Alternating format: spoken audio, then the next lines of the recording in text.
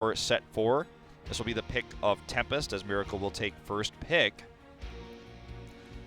I feel like the last game, the shot calling, the teamwork was okay, but in a way, shot calling was a little bit too slow, so to say, because Tempest was on top of things. They knew exactly what Miracle wanted to do when they hit level 13, level 16, and how they make rotations. So I feel like Miracle needs to step up just a little bit on that shot calling. They're losing their confidence. I think they're tilting a little bit at the moment because they want to make this play, but it's not happening. It hasn't been happening for the entire night, and on the record they have one win, 1 loss, but it was a tough match, all best of 5s, and they actually have match today, tomorrow, and the next day. So it's a lot of pressure for them. Certainly is. Keep in mind, too, they picked up a player. They picked up 2, but particularly Dami. They picked up a player who's a star player on a role that right now is kind of relegated towards sub-tanking. We're not seeing the Grey main plays, no Illidan, not a whole lot of Thrall, but he sneaks into the drafts every now and then. They've picked up this player, they drafted him into the team, and so far this is just not his meta. Did not expect to see the Gul'dan Ariel that insta-locked. Looks like Tempest is very prepared for this. As you see the Vala come in, Varian banned, and the Kerrigan, no surprise. But yeah, I mean, you have to really give some consideration to Dami playing in a meta where he can't show his full strengths. The same would be true of Rich had he decided to play HGC, as we've kind of moved away from these carry melees, which we were kind of moving away from. Oh, there we go. Here comes Sonya, and this is this is where Dami can shine on the Sonya. And also Tastar right away picked up because Ariel was taken out, so that was I feel like that was their only choice if they actually wanted to have that solid front line with Vala and Sonya, just having that bruiser role. Well, this is going to be interesting for sure. This is where Dami can actually highlight what I was describing earlier on this hero, because he's going to have the support of the Tassadar. The question is who else is going to be there? It's probably going to be the Rhaegar. Imagine if they're left to have Rhaegar, Falstad, Sonya like the old days. What would that mean? That would be the old Tempest and into Tempest Storm, but not anymore, as they had the roster change and having the Sonya and Miracle really putting that Vala on top all the time. Is that the right answer? Not so far, but maybe into the later games. Maybe this game, who knows? But still, is that the best choice you can do when you in the draft? You can have so many choices of what to do, but always choosing Vala over everything else. I don't feel like that's working. Here's my concern with the draft for Miracle right now. They're picking this into a Gul'dan. We talked about what Tassadar does with his rework, especially. He has a longer cooldown on his shields, and they have larger shield, so it's burst shields. It's not sustained shields like he had before.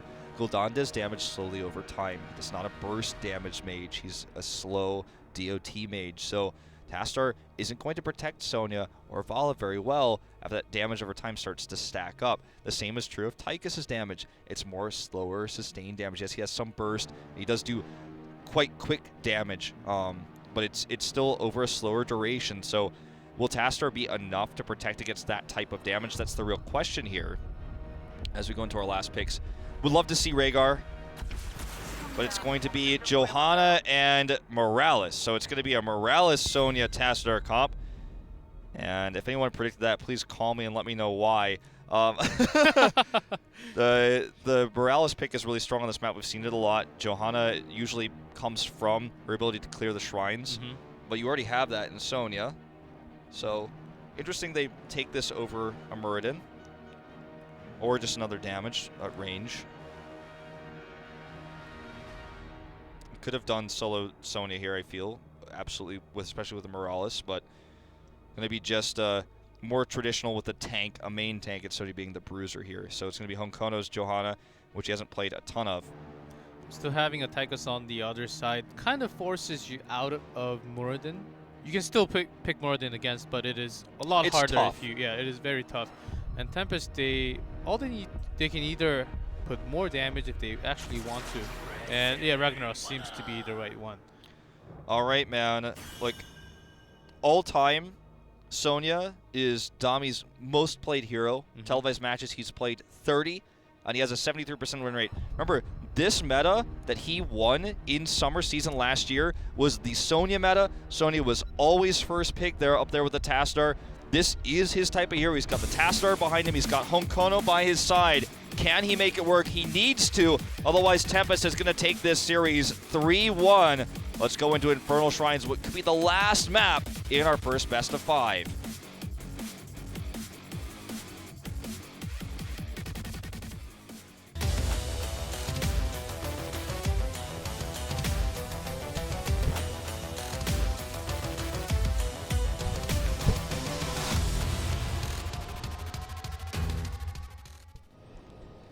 In blue, Tempest, 1 win away from victory. Hyde on Ariel, Duck on Tychus, Lockdown playing Gul'dan, Sign playing Diablo, and Modern Life on Ragnaros. In red, MVP Miracle, Honkono and Johanna, Dami on Sonya, Sniper on Tassadars, Crazy Moving on Bala, and Darvish on Tenant Morales. So this is the idea of Sonya's rework, gives her more healing on her Whirlwind.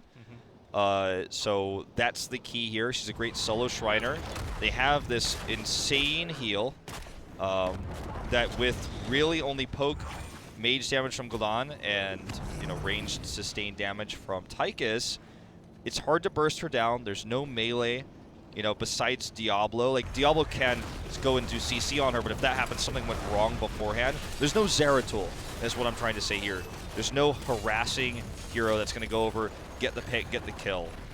Basically, for each side, they don't really have any flanking from the side. It is going to be firepower versus firepower from each side, just diving. Not too much of a diving unless Sonya just picks that leap instead, which is very rare to see. So notice Sniper here. He's playing one of his old favorites on the Tassadar. His attack looks different. So if you're not familiar with the rework, 2 key things are that his talents are different, and then that's too complicated to explain on his broadcast. Look up the patch notes. But 2 key things is his auto attack is now a slow, just like his old talent that you could actually get to make it. That's baseline now. Looks like a Void Ray or something. And also his shields are stronger than before, but have a longer cooldown. So bigger, burstier shields, but not as often. And also no Kalas, so that was my favorite part of playing Tassadar, so sad wolf here, but... And Sonya just blown up from the beginning and was a little unexpected as Ragnaros and Tychus does not have the most CCs. I guess Dami was being a little bit uncautious on top. Yeah, definitely a little bit careless there. Would have to agree with you. Slight lead now for Tempest. The unkillable Sonya and the unkillable Vala, these 2 heroes, really going to be the game deciders. This should be a map where Miracle loses no shrines that they challenge. If they're actually able to gain position on shrines, they shouldn't lose any of them. But they have to be there first. The slow rotation up here from Morales. They're going to try to take position here, but they don't start in good position. Honkono up at the front. Sniper already starting to take some damage. Darvish actually healing him, but notice how Dami has already dominated this shrine, if you will, moving forward. Nice rhyme there. And Tempest, they are very low on health and Modern Life that he can come back with well, or he can even go into the Molten Core form. And it looks like he's going to contest already as they have 24 against 9, as Miracle just has 9. They can contest in numbers, but it's just Tempest they just started the shrine just so much earlier to Miracle. Miracle actually has a lot more heroes that would wave clear so much faster. Miracle could have tried to slow this down with a different type of composition, try to steal some of the monsters and then kind of soak a little bit, but they decided to fully commit, which didn't work out for them. But we have a faster rotation away here. They're just going to leave 4 to defend the Punisher, while you see Honkono actually clears mid and bot. That's, he's basically Knight takes spawn baseline now. That's how Johanna works, so insane amount of wave clear. So he basically just got 2 waves of EXP. The structural damage that Tempest got in the top lane, plus that EXP itself, still has them about half a level lead ahead. And Gul'dan didn't miss either of those waves, so they still got the EXP that he got first anyways. You can see they're going to get this camp as well. So it's a pretty big win for Tempest, but I do like how quickly Miracle and Honkano responded there to push away, get that EXP. You know, Johanna isn't going to be too useful herself defending that Punisher, but can do a lot moving across the map. The distance between lanes on this map, not very far, so just going, clearing 2 waves, pretty nice idea. Yeah, both teams gonna just clear camps, just rotate as we saw in game number 1, 2. Not going super aggressive from the beginning, but it is all, first of all, the macro fights in the front, and then they go all in to the 2 team fights. And talking about team fights, Tempest, they have a very strong front line. As you said, Gul'dan has that sustained damage when the shield is actually on longer cooldown. But Miracle, they have Lieutenant Morales from the supporting from the back. They can just keep that sustain. If you're talking about sustain, I think Miracle actually has the higher hand on. Yeah, you know, that's probably why they went with her, you know, on further inspection. It's like, okay, Tassar burst, oh, you took slow DOT damage, okay, I've got the answer to that too. He's going to have to be very mana efficient, of course, but if he can always target whoever is being damaged the most, then it can work. It's a smart choice, I like it, but I need to see it in practice more than just in theory, as they already lost control of the first run. The second one's about to spawn, and I'm already seeing Dami very far away. With this Merc camp pushing, he's kind of stuck up here, so we see Sniper rotates in, they're going to clear this. Well, this means Tempest gets control of the Shrine first. I'm going to just trying to blind and slow this down. We need to see a very aggressive rotation. I want to see the power of Dami, even without Heroics here. Come in there, do that damage, take control. You're Sonya, you know, you chose this hero, make it valuable, make it work. Yep, and Dami misses his spear, but still takes in great position, and it is going to be Miracle going in very hard right now, Tempest. And Modern Life even popped that Molten Core just to secure some minion kills. And we'll see if this actually is enough for them. I think it might be. They're currently 35-23. Miracle, if they're going to actually commit to the contestation here, they're going to have to commit harder. They're going to need to win this fight. If they just back off now, they're going to lose it. Looks like that's exactly what's going to happen. The Shrine will go to Tempest, and Honkano's in trouble. You can see Darvish is starting to really have a toll taken on his mana pool here, trying to keep Dami alive and Honkano at the same time. Detainment Strike goes on to Honkano. Looks like he's going to survive. Dami does turn back in for a little bit of fighting, but he's not going to be able to find more than this. 2 Punishers in a row. EXP lead to Tempest here. They're approaching 10. And it's going to make the next phase even harder as well for Miracle. They don't even have level 9 yet. They're 2 levels down. Like 1.1, I guess. About 1 whole level down now in EXP as 10 is reached. But look at the difference in EXP. This is a scary, scary situation to be in for Miracle. Yeah, and especially because Ariel will have line later on against the Sonya and Vala. That will be a critical move. Miracle also has blind because they have Johanna, but still they have some spell damage. They have Ragnaros, Gul'dan, not just Tychus doing auto attacks. It'll make a significant difference if Hyde actually puts that blind into Sonya and Vala at the same time during the team fight. Yeah, would have to agree with you 100% there. Gul'dan can also just out-damage the blind from a distance. He's got a lot of damage he puts off through his spell power rather than his just attacking directly. So they kind of have both types of damage here, something that Miracle does not have with the composition they chose. All right, we're going to see this invade here from Miracle. They're down a level, but they see Rag in the top lane, and this is a wise invade. They know that Rag can't contest this right now. This Modern Life is super far away. And it looks like Tempest is actually going to buy time for Modern Life to rotate down. Miracle makes a smart decision to leave. These are the kind of things that get me super excited. I know it's like nobody died. We didn't see like the sick combo. It's not going to be on the front page of Reddit like, oh my god, did you see that thing? But just to see both Miracle's understanding, okay, Modern Life is top. We can invade here. To see Tempest say, okay, if we buy time, Modern Life can come down. And then Miracle doesn't try to force the issue. They leave. The advantage here goes to Tempest as they're now 2 levels up. They still get the neutral bot camp there on the Impalers, but good decisions by both teams there in a tough situation. It feels like Tempest is just 1 step ahead of Miracle today in every regard, and except when they drafted Uther. And then Miracle is just like cutting all their losses. Like I feel like they're not making very many mistakes while behind. It's just that they're behind and they're eventually getting kind of whittled out of the game. You know what I mean? Like Yep. we're seeing this time and time again where basically Miracle's behind, they're making all the best decisions, but Tempest is still one step ahead.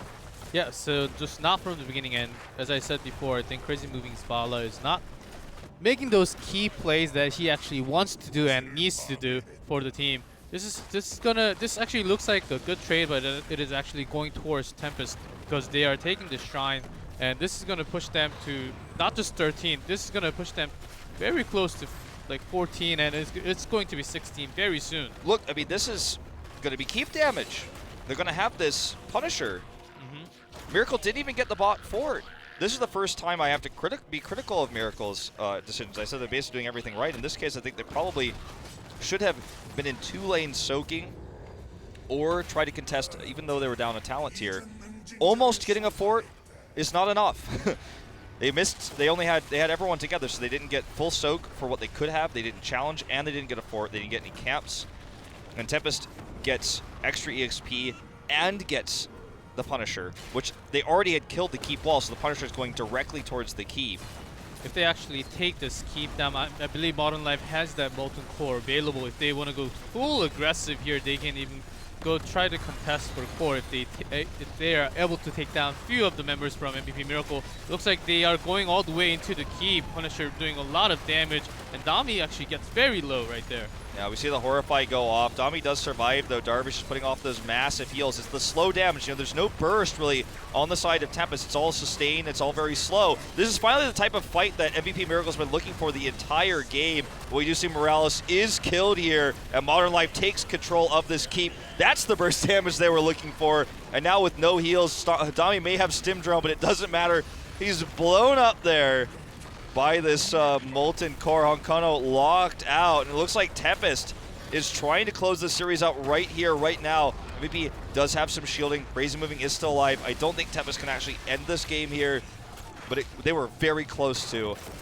And oh boy, commitment here by Side. Going to kill Crazy Moving and escape. Yeah, exactly what I talked about.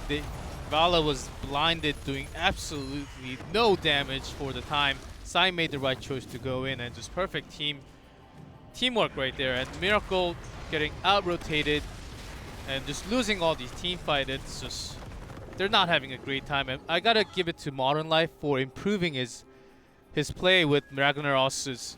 His first week, okay, he was good, but not perfect. So he actually felt like the hole on the team, and actually other teams also punished him for becoming overextending a little too much. But today's match, him playing on Ragnaros, has been almost near perfection. Would have to agree. Look at the damage for Gul'dan, 38, to the healing of Morales at 32. You could see that how much consistent damage has been put out here by Lockdown. Means that basically no matter what, Darvish has been unable to keep his mana pool high enough to out-heal that. So that's one of the key points here, is just how much damage he's been able to do. He doesn't get any burst kills with it, but he's just done so much damage it's forcing Miracle to retreat, forcing Darvish to use all of his mana pool. And now 16 to 14 in levels. Tempest has this talent lead again. And this is actually crazy. MVP is going to try to engage here. Yeah, there's no Molten Core, but Honkono, look at how much damage he's taking here. Darvish is going to have to turn that heal beam on again. They're forced away from the Shrine, though. They can't take control of the Shrine, and it feels like they're just going to lose this slow and painful death. They have camps pushing mid and top, which means that we see Dami rotating to top right now. He has to clear that, which means they can't contest in any way, shape, or form. They're just going to try to double soak here to get 16. A bit of a slow rotation to the double soak, though, I have to admit. And they're not going to have it by the time this Punisher starts working on their keep. It's going to have Impalers here as well. This is disastrous for Miracle. And Miracle knows that that's coming, but they have to make a choice either to go in, try to contest. Let's see what kind of team fight happens. But they were talent down, so they just went around, decided to soak up a little more EXP, and Sign goes a little bit aggressive here as they're blinded. And look at that, they have the Punisher going from the bot. They still have 2 camps in the mid.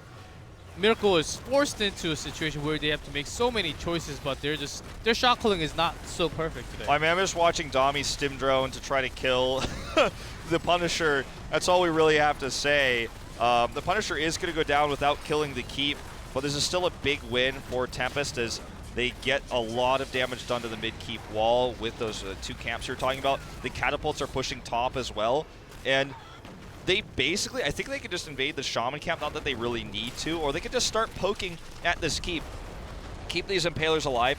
They have this Talenteer up for just a few more seconds. Miracle's about to tie it up, and they're going to have an opportunity, but they have to split their focus because the catapults are in top lane. This huge push is in mid lane, and the bot keep is very, very low as well. Yeah, they can just go around and keep on just poking in, keep on just damaging the keeps and walls, whatever they want to do. Tempest, they're not placing themselves way into too aggressive position, and Sign is always on the side trying to, and Dami actually catches Sign for the moment, and Crazy Moving barely escapes from Sign, and Dami looks like it's gonna go all in. This is the kind of fight, again, just like the previous fight I was talking about, this is the kind of fight they need. As long as Darvish stays alive with sniper shields, they might be able to take a fight, but it's Ragnaros every time. Both times killing Darvish, he dies. Once he's gone, this team comp just doesn't work anymore, and that is going to be all she wrote here. Honkono gets 1 kill before he goes down. He's the last to fall, I'd say, though. Sniper may die, actually, in fact, does die to Duck's grenade. That is going to be game, set, and match here in our first best of 5. Tempest were the favorites by most analyst standards just based on the performance we've seen from MVP Miracle so far this season, and it just kind of continues to paint that same picture. What's happened? Is this new roster, does it fit Miracle? I feel like so far, no. And they lose yet again another series, this time against Tempest, their rivals. 1-3. A smile here from Hyde. He defeats his former teammates Honkono and Dami. The only game they had trouble, the only game they lost was a weird Uther composition that didn't work, but everything else they did looked pretty solid. Miracle, this was their if composition, if you will, what they did in the final game, trying to run the Sonya, the Morales. The patch, you know, it's a PTR patch. It's just come live recently, so it hasn't been out for that long. Seemed a bit experimental. And they had those fights that went longer, the ones they wanted, but every time, well, there were only 2, right? But consistently both times, Darvish got blown up because Modern Light focused him. And once Morales was dead, the fight just couldn't continue. The longer the fight went on,